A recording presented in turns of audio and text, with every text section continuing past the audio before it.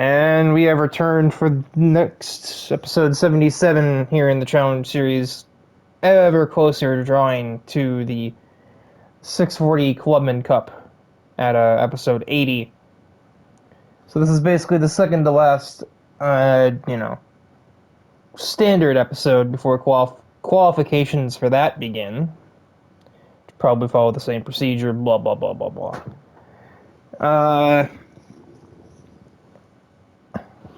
Sort of a combined hiatus from real-life problems and update problems,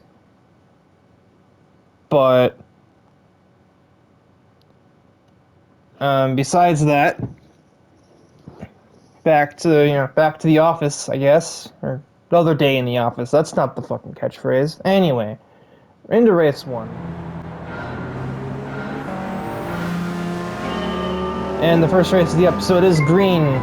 We'll start things off slow with the 600 class racing here at Kyoto Park's shortest layout. I think it's Miyabi, if I remember right. I think that's the name. There's a bit of contact ahead. As we're riding along with Sayori Fujikawa in her formerly Rally Mini.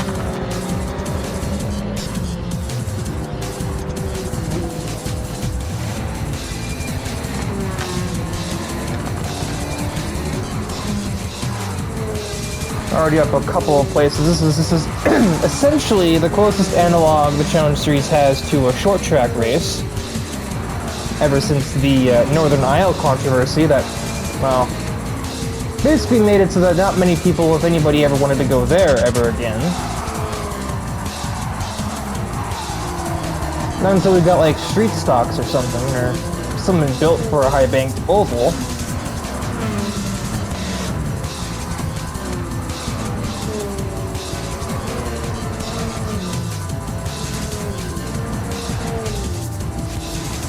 Down the inside of Hanamura and myself, Sayori is making rapid progress. At this rate, she should be able to reach the leaders with laps to spare. That's not the right camera.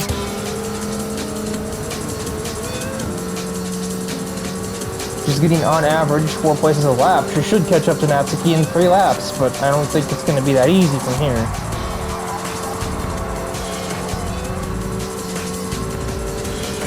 Pretty wide on the exit. Nearly getting turned as Akira moves Mishima over.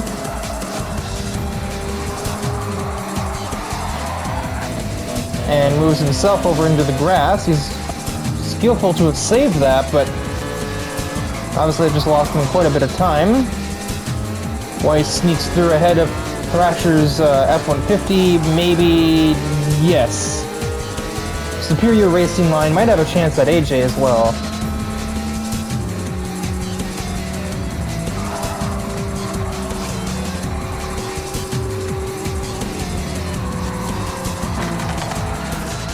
A bit of a checkup going on as Sodakov is stuck behind the not very fast EK Civic of Shoji Hakure. That thing's not been really that competitive, like, at any point in its existence.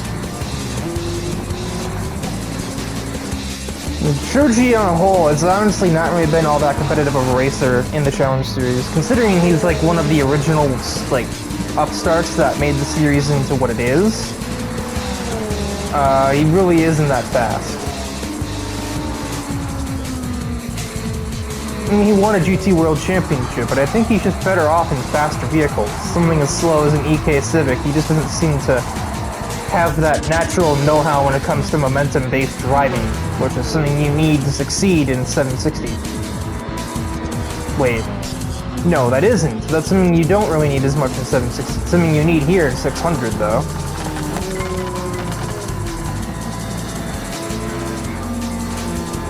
And I was apparently wrong. It was going to be about that fast. This is the end of lap 5. She has caught the 2 leaders, Natsuki and Emi.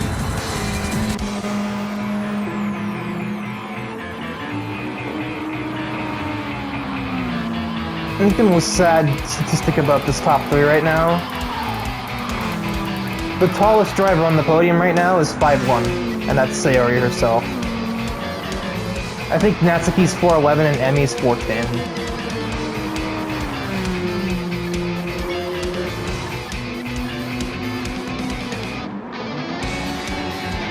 Sayori is going to try the outside around her high school friends.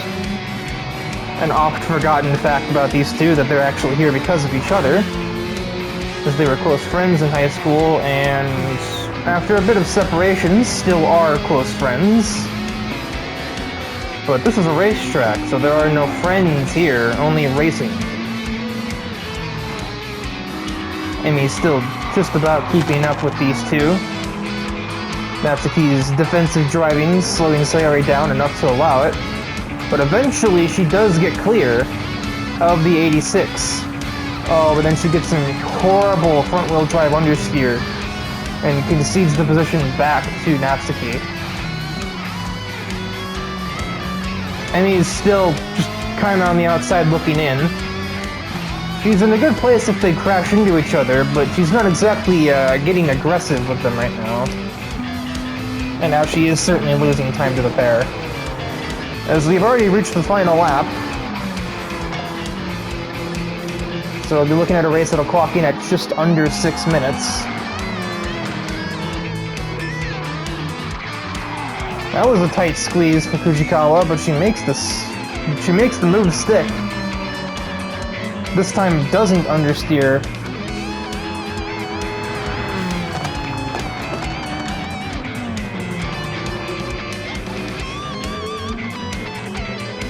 And with just one more chicane remaining, Sayori Fujikawa is going to steal this victory from her friend Natsuki and grab the victory in the opening race of the episode.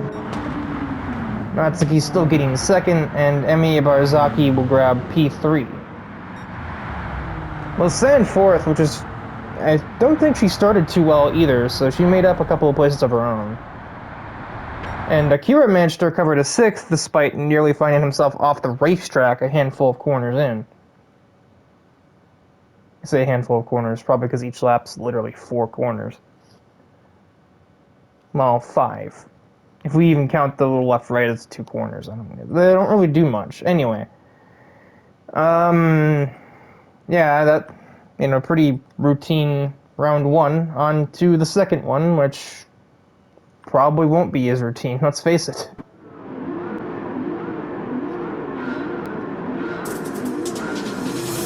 Alright, race 2 is away.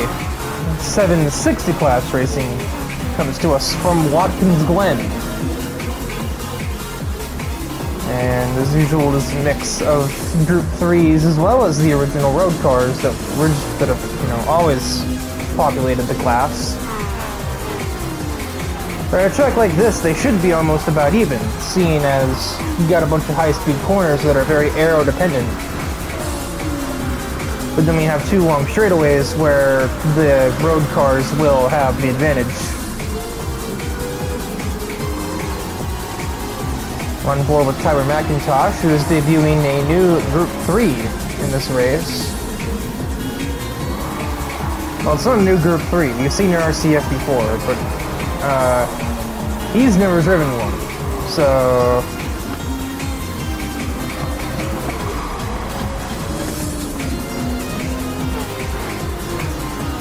he about keeps it on the racing surface there. Holy crap.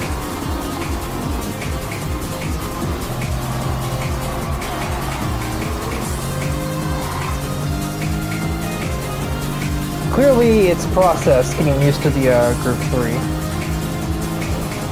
And, well, Noah was about to overtake him, but then Brian Ice clobbers her in the back bumper.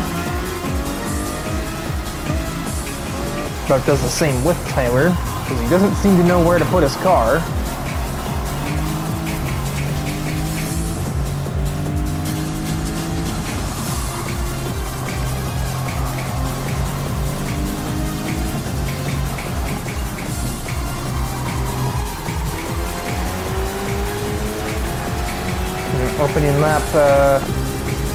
Opening lap collisions have dealt damage to some of the cars, running nearish the front.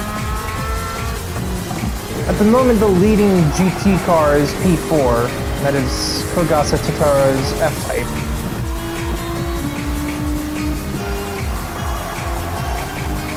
As Tyler gets around his teammate, has to kind of give my mom the front bumper, to clear the way for himself, and coincidentally or not coincidentally, consequentially for Scarborough, who cannot outbrake the GT3 Yagi.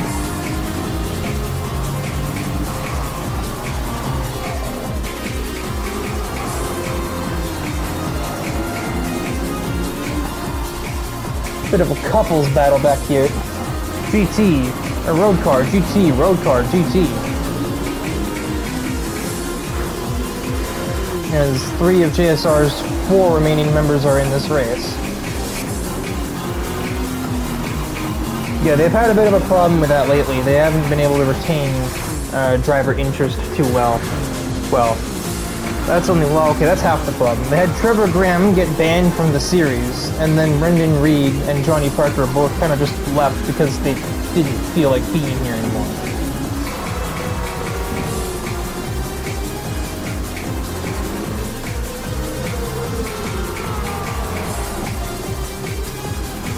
It was odd because Brendan was competitive and he was showing up prior to that exit, but he just kind of stopped showing up.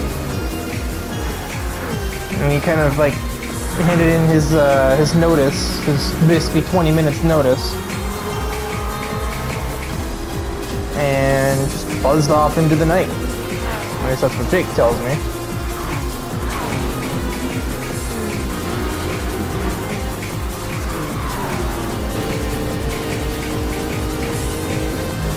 Jake didn't necessarily seem all that surprised, so I'm gonna go ahead and assume that that's just kind of a Brendan thing to do. Tyler attempts an overtake on AJ. AJ brakes very late to stay in P5. Hans Frankfurt is all over that Ferrari F50. Just about a bit too much all over it, in fact.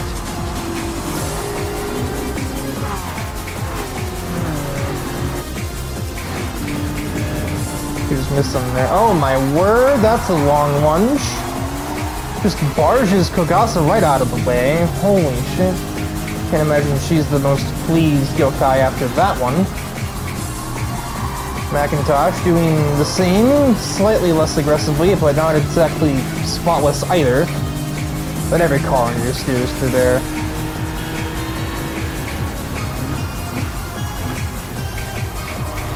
AJ is setting his sights on the podium positions, but he has to get through a trio of road cars first.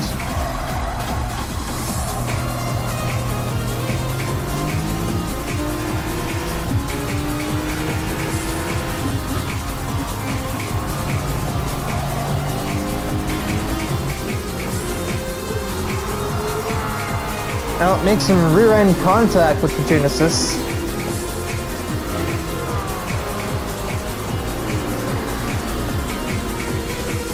Oh, wait.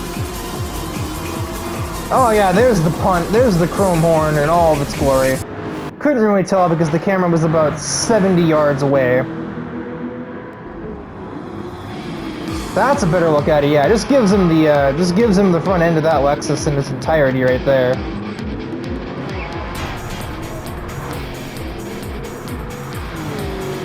I know these two had a bit of a disagreement lately, so admittedly, I'm not surprised by that either. And a bit of a disagreement, a bit of an understatement.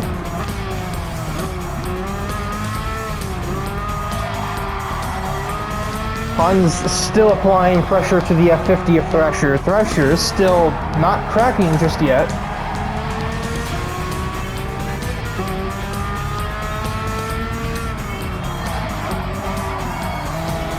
Frankfurt missed the shift, that's giving Thrasher a half an inch of breathing room. Tyler in the background has made the overtake for third on John Garrison. The Corvette driver does not attempt to take it back.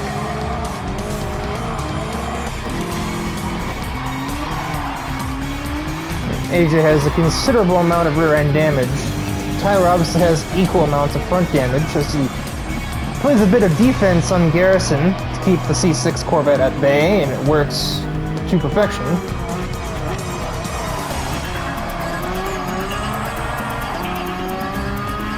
Frankfurt with a unique line through the exit of the boot section.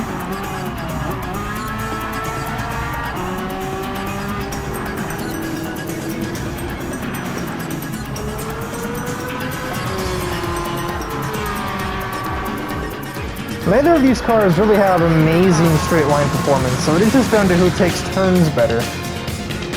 As AJ elects to pit, Tyler doesn't, knowing that he is about to begin the final lap, and the damage he has probably isn't holding him back too much. As we have reached the 1 lap to go, sponsored by Credit One Bank. Why did you say that? Must be forced to habit since we're at Watkins Glen. Down the back straight for the last time. Hans finally decides to go for it. And he's muscled Thrasher off the racetrack. Through goes McIntosh. A bit of understeer from both parties through the bus stop sends Thrasher careening off of the racing circuit.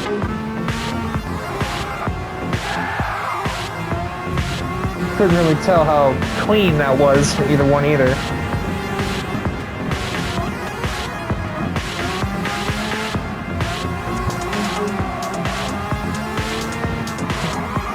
Actually, there was no contact at all. They both just had a miscommunication.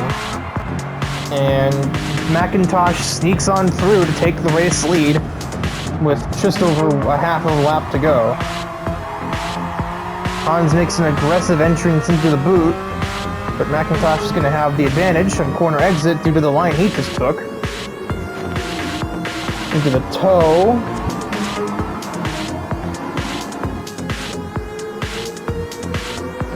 I think McIntosh will have to play a bit more defense heading into the heel. Hans is there. Hans is attempting to run McIntosh out of racetrack.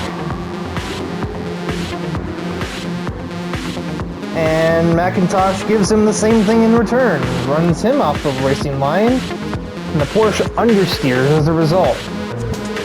A bit of elbows out driving from the RCF Group 3. And it looks like that those elbows are going to take the victory. McIntosh is going to grab the W at Watkins Glen. Frankfurt's second Thrasher P3.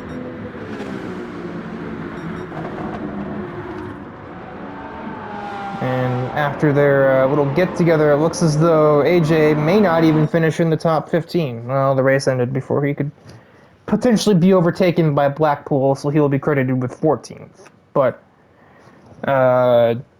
considering he was on track for 3rd before Tyler, well, got the better of him, in a way.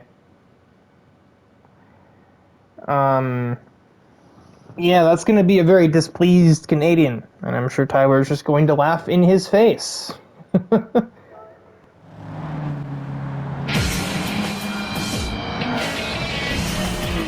midway point of the episode has begun, and we are at Dragon Trail for 680 events. For a 680 event. There we go. Missed the letter, or word, whatever. And we are on board with this guy. I don't know how else to even address him at this point.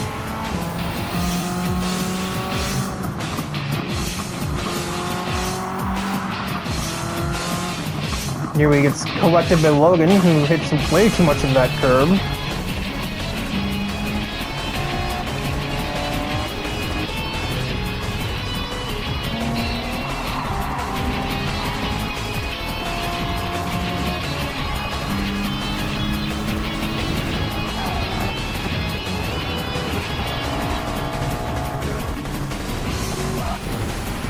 I don't know why I did. And I just zoned out there and was like, okay, well, my brain's not working, but my thumbs are, so let's just give a quick run of the running order. You know, 2 sectors into the race, Shoji Hakari nearly making a big smack into Lombardi's Evo, but he manages to get the FK8 stop in time. He'll get a pass on Noir done as a result of that.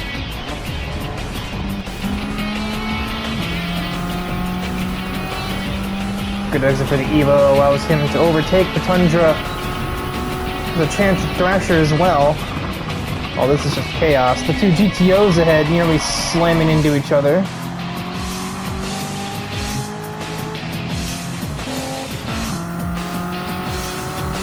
Lombardi takes advantage. Already up to P8. We're only through a single lap of the race. This opening lap chaos that Lombardi has taken full advantage of.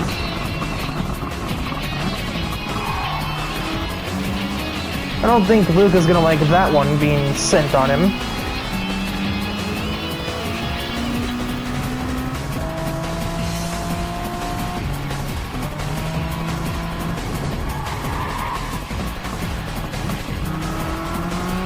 Now he's already up to 5th place.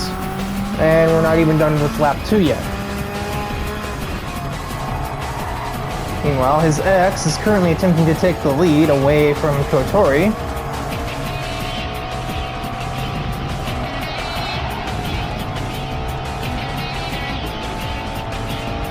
There's a bit of a run on her here. Might actually do it. Never mind, that run faded out.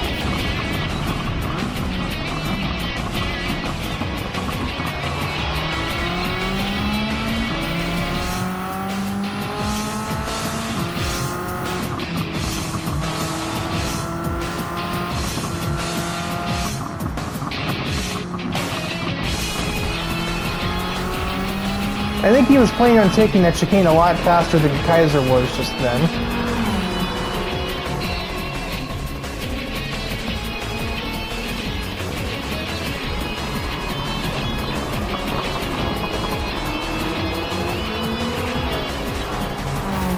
Already on the podium as we begin the 3rd lap of the race. And I don't think I need to tell you what's probably about to happen next. Are you just gonna overtake her like a normal person? That's unexpected.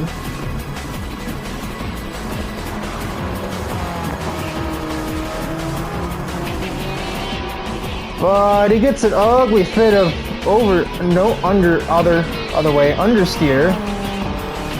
Vegas will take the position back from him. Oh, and give Lombardi a bit of a smack for good measure. Are you trying to piss him off, Vegas? Honestly, maybe. It's hard to even tell at this point.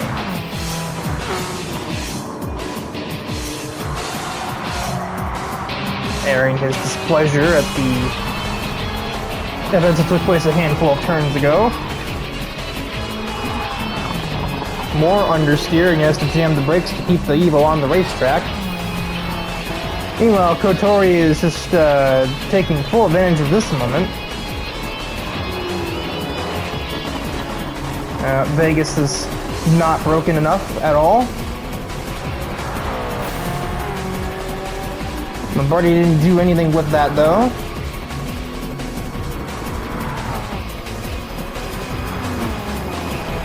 Oh, he did something there though. But it wasn't enough. I think, well, I'm no doubt in my mind Vegas saw that coming, so... It's the obvious place trying to take somebody out. It's literally called the death chicane. Oh, and there we go. That didn't finish off either car, though. They're both pitting in. Oh, boy.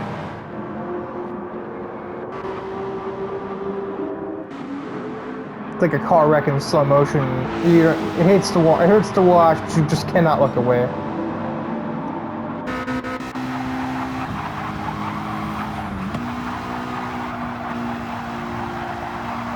Mayfield slips ahead of Antonini. Crasher attempts to follow him ahead of the Subaru.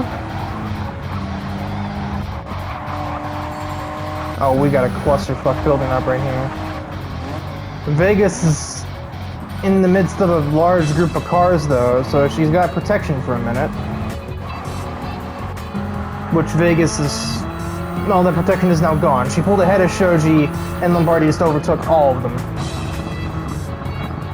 Trying to shadow her now. I think we know where this is going. The other place where you take somebody out. Yeah. Ah, Jesus.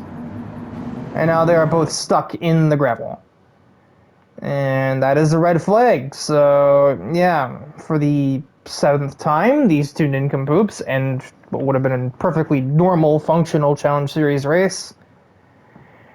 And so your podium will end up looking like Kotori Stephanie and Michael Mayfield. Thrasher just in fourth.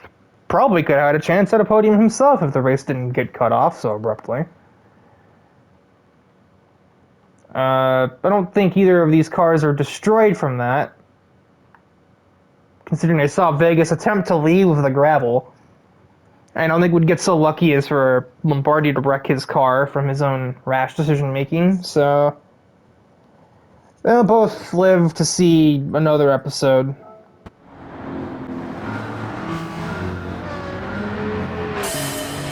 Alright, this time all the liveries are on the cars, so we can begin race 4 here in episode 77. Monza at the 720 class. And I already just watched Rebecca Briggs just ass pack somebody up there, and they're now 3 wide ahead of her.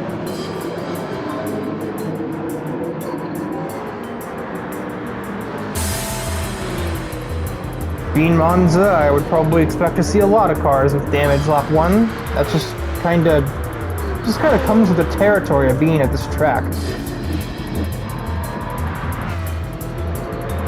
So I rarely race here. Maybe it's no wonder why Scuderia Fidanzi has so many repairs to make, because they race their cars at tracks like this. Anywho, speaking of, we are on board with Francesca Fidanzi, one of said Scuderia drivers. I think we just watched her get used up by Brian Ice a little bit.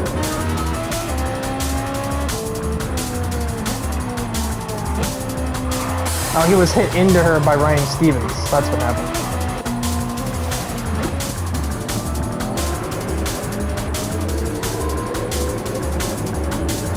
Somehow he did not take any damage from that collision. Nobody did, actually. Except for Ice, who really got the short end of the stick in that engagement.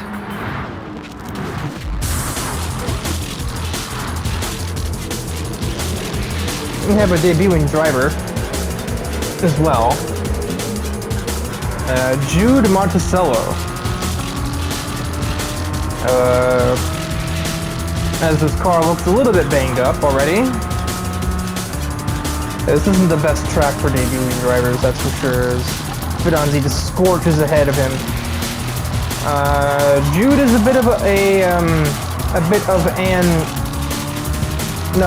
of a celebrity in Italy, as he basically is the host of what is more or less the Italian equivalent of Counting Cars, a show that makes a deal out of restoring old rusty sports cars to their former glory.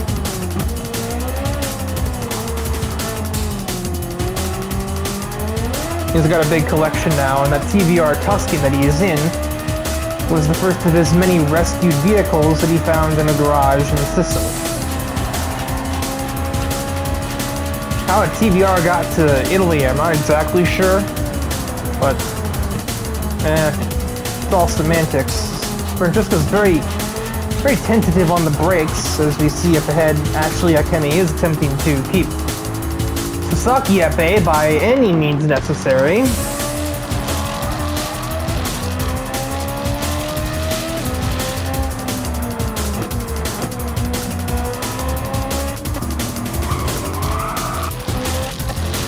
I get, Kugasa, that your whole shtick is surprising people, but obviously you learned nothing from what HA did to you at Watkins Glen earlier this week, and you just did the same exact goddamn thing. And Francesca takes full advantage. It's not in lieu of Tyler. I was about to say, because Tyler's not here. No, he's very much here. He's running P8. He managed to avoid the opening lap madness, because I believe he started around 17th or so.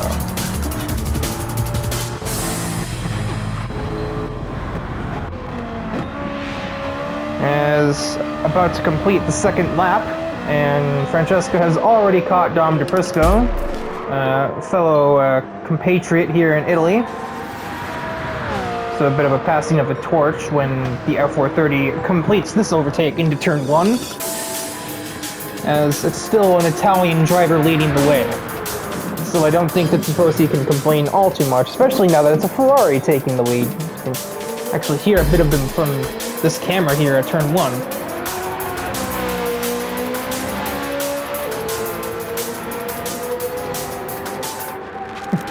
The Italians definitely have some of the best eating here in the Challenge Series, as they have so many Italian drivers to root for, and a lot of Italian cars failing that. And, well, most of the Italian drivers are in Italian cars, to be fair, but there's some outliers. Eric's become a fan favorite too, probably because he's associated with the Scuderia, but he is driving a Ferrari, so...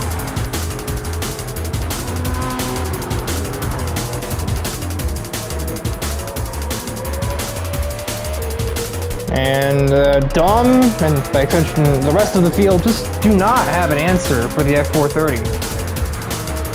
Francesca is just pulled away into the great distance. Maybe pulled away a bit too much though. She gets a little overzealous on her braking point selection, finds some gravel, but keeps the car rolling and keeps the race lead, no less. A bit of a hope spot for Dominic has now... It's passed, and so long as Francesca doesn't do that again, this is her race in the bag.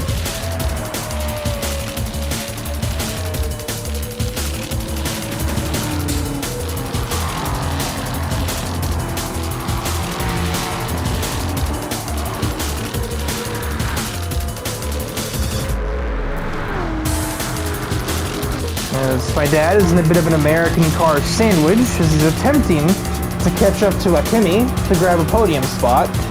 Let's see if he can succeed. Not when Ryan Stevens shows his face. Gets to the inside of the RCF, just doesn't give him any real estate at the apex of turn 2 at all. And apparently my dad didn't need it. He got away with P4 anyway.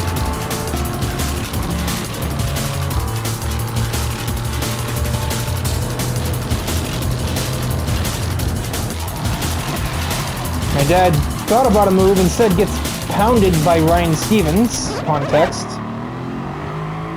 His rear bumper got pounded by Ryan Stevens. That's only marginally better, but you get what I mean.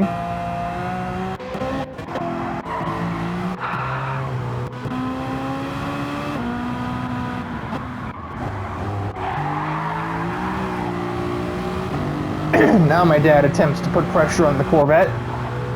But he still, too, is under threat from that Mustang. It has a lethal amount of acceleration. But it chose the wrong lane. Here comes Eric to take advantage. Small tap, but no damage, so... Yeah, she's... Just check the fuck out.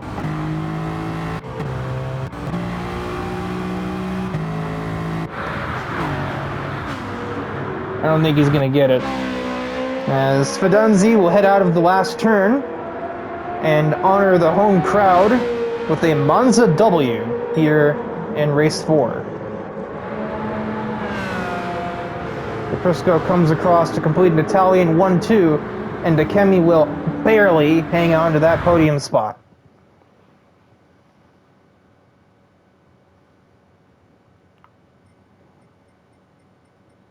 Didn't get a chance to look up or down the field. Not Monticello's, not really the debut he'd hoped for, to say the least, but he had a bunch of damage that I don't really think he caused to himself, just opening lap melee.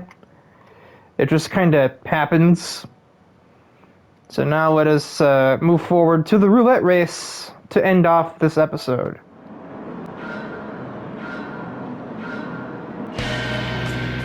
The roulette race heads to us from Barcelona, and I think you probably just saw one of the main attractions of this race already as we head off the grid. Well, there's like 2 really. We are on board with Mika Harris and her own Shelby GT350. We just watched the misadventures of Ryan Stevens, and yeah, let's address the big red elephant in the room, Taka Kadomatsu. Apparently another one of those guys from the Shikoku Expressway. He drives Toyota Alphard here. And normally he drives a Scion XB, or Toyota BB as he corrected me on. My brother in Christ, it's a minivan. It does not matter what the name is. It's a minivan. but he realized he'd need more firepower than a little box car if he was going to compete in the Challenge Series. And apparently a minivan is more firepower? I don't know if I follow, but sure.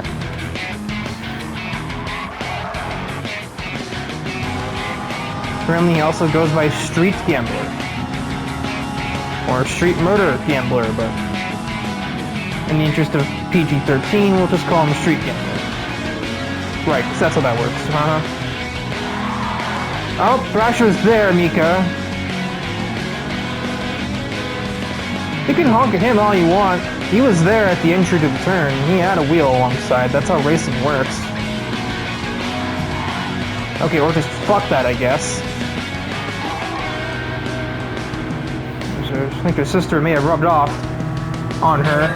Monticello looking for a second attempt after his Monza debut went absolutely terribly. And Hikari almost gave him some more repairs to make. Meanwhile, a battle for the lead between the two eldest drivers in the whole series. As I believe Liza Kaiser just got one over on Thomas O'Reilly heading down... No, actually it was defense. And Liza herself has a new vehicle to bring to the table as well, upping her total up to 4, I think.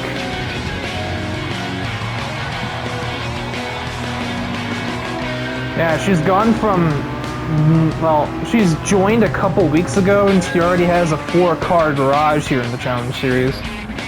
A 904 Porsche, a 930 Porsche, a 993 Porsche, and now a 959.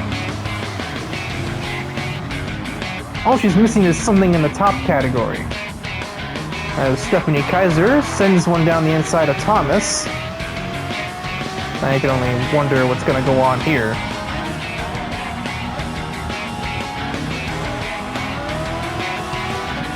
Trying to startle her mother in her old age. Thomas, I'd be ready to take some evasive actions. A bit of old versus slightly newer. As Stephanie has another look down the inside of her mom, but finds nothing. Hikari has a look at the rear bumper of Levi Meyer and about runs him over. And now we have Mika Harris, who's caught the back of this train of now 8 cars with her inclusion. Mostly 720 class, although there is a singular 760 class car taking the form of Hikari Taniguchi's GT500 car. But it's not going to have the top speed to make many overtakes on the top division cars, as we have a pass for the lead brewing between the two Porsches. And Stephanie's gonna just not quite be clear, but run on the outside. I think she just had more acceleration there. And so Stephanie gets one over her mom as she takes the lead.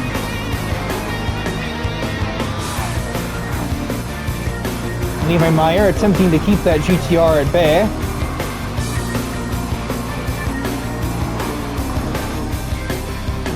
Sounds like Stephanie really pushing that car up there. Mika is a regular part of this train now, as she is bumper to bumper with Shiro Sasaki, who is right behind the TBR of Monticello. Mika's gonna go for a send and wash up on exit, and get clobbered by Sasaki as a result. That was the wrong camera.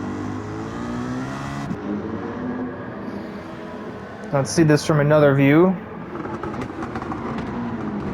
And Mika overcooks.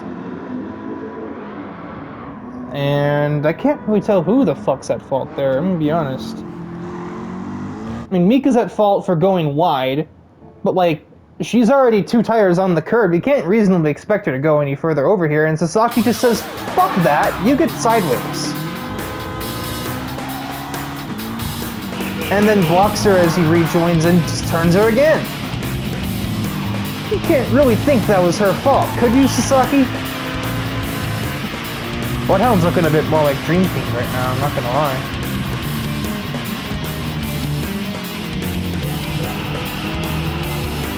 Not even Dream Team Well, actually, with the blocking, yeah. The only difference is Dream Team's out of commission and Bloodhound's car still works. Very uncontrollable now that it's got probably... Oh, it doesn't have damage. At least the telemetry says. What was that, Mika? Oh, yep, alright. And into the gravel pit you go, fuckface. Really out of character for a Black Stallion Motorsports representative. I'm just gonna throw that right out there. Well, we got once again a battle of the elderly ones. As Thomas also gets the move done on Miser, grabs second away.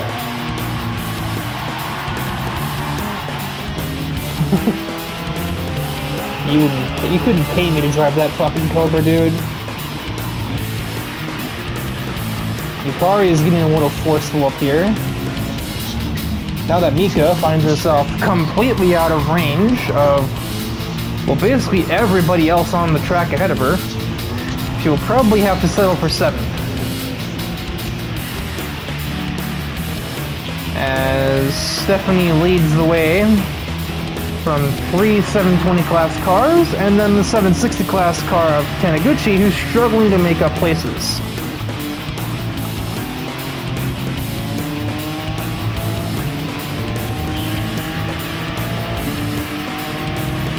This GT3 car just doesn't have the straight line performance to get a move done on the likes of this McLaren, who almost just runs straight through the 959. Mika can just about see Monticello in distance.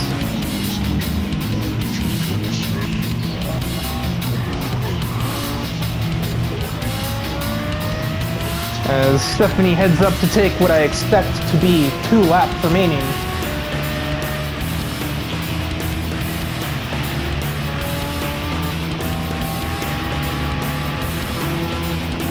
The 959 has considerable straight line performance, but the slipstream is helping Levi escape the GTR. I was apparently mistaken. Mika will manage to get 6th place out of the hands of Jude Monticello. Meanwhile, further back in the field, Heinz Richter in his S2000 currently leads the 680 category over myself. And then Nico, and then June Summers. Sasaki is still attempting to recover, as is Eric, who must have been taken out on lap 1, as he's running back here in 13th with the cars in 680. And Rise is doing terribly. Tyler leads the 640 category. Still must be running high off of winning at Watkins Glen, getting one over on the person that he had a disagreement with not too long ago, and also having decent result at Monza. I believe I'm out of 5th or 6th. Katamatsu is still there, as they both have to contend with a 760 class GT3 NSX, who will clear both of them with little to no issues, other than her own cornering ability, as she almost understeers off the racetrack. That would have been embarrassing. Everything's pretty stagnant in the top 7. Monticello and Harris on their own little island. We got a bit of a train being led by Thomas, but his acceleration is going to keep that 2nd place relatively safe. Stephanie, like about a half the straightaway ahead of 2nd place, has begun her final lap, so this is her race to lose.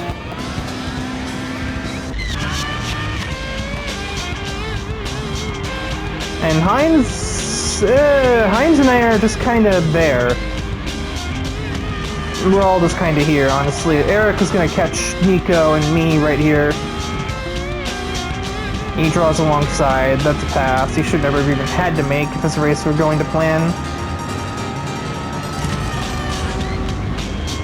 He's going to get a triple kill heading into turn 1, and at least minimize the damage, but he shouldn't be back here in the first place. And as curious as I am as to what happened to Eric on lap 1 that put him back here, it's probably just some small braking mishap that somebody had into the back of him or something. And we're kind of running short on episode time here to look. Shiro's own attempts to get through the field are being interrupted by Rise. in a car even ahead of his own in category. Quite a few drivers with off days. Thrasher's not doing any better. He's last of the 680 cars. Colin Morris didn't get to run another lap. That's how far behind he is. The timer ran out about 20 seconds ago. And Stephanie will head through the last two corners and grab a victory here in the roulette race to cap off the episode. Thomas O'Reilly will grab second, and Levi Meyer eventually got ahead of Liza Kaiser to steal the podium away from the 959. Hikari will be fifth overall, but he will win his category, basically just off the fact that all of his competition in that category finished in 8th, 11th, and 15th. All with damage in the early going, so I can only assume.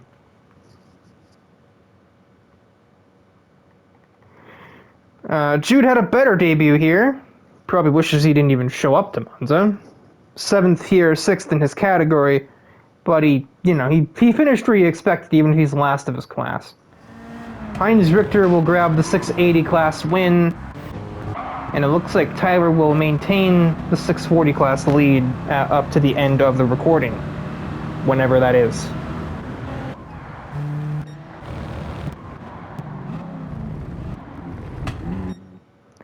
Not a bad run for the minivan, though, as it's second in class out of 4. But, I mean, it's a minivan, so the fact that it even finished at all, much less beating 2 of its opponents, is not a terrible showing for a car that I honestly thought was an April fucking Fool's joke. And he was gonna actually, like, pull out an identical-looking, like, Toyota Supra or something. Or at least, like, a Crown. So just not a fucking minivan, but no, he was serious about it. He's running a minivan. So, he probably thought I was insulting him, because I kind of was. I mean, it's a racing series and you're bringing a minivan, but he kept up, Brain. He kept up with McIntosh and his actual racing Super Bee. So I guess I might as well just shut my mouth.